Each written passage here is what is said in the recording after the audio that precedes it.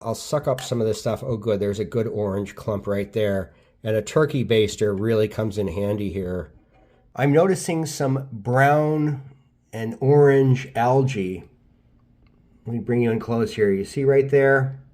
That orange algae and even brown algae that is growing around some of the roots and leaflets.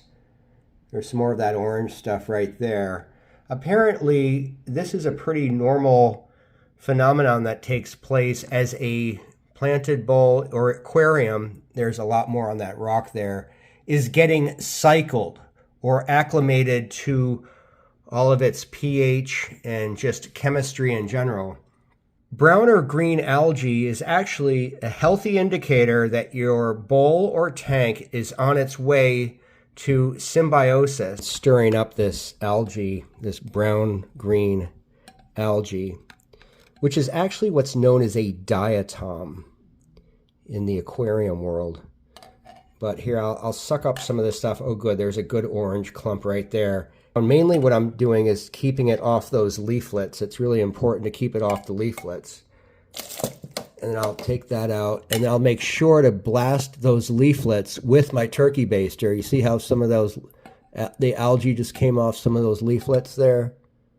But I'll just blast that off just to make sure that those leaflets are growing freely without the algae clinging to them, because it definitely does cling to the leaflets. And you want the sun to reach the leaflets so that they grow. And I'll top this off with a little extra water here, because I just took some out, not too much. The bigger that these plants grow, the less algae, the less of this brown-orange algae will remain, because the plants will feed on the nutrients in the water and surrounding environment and will crowd out the algae.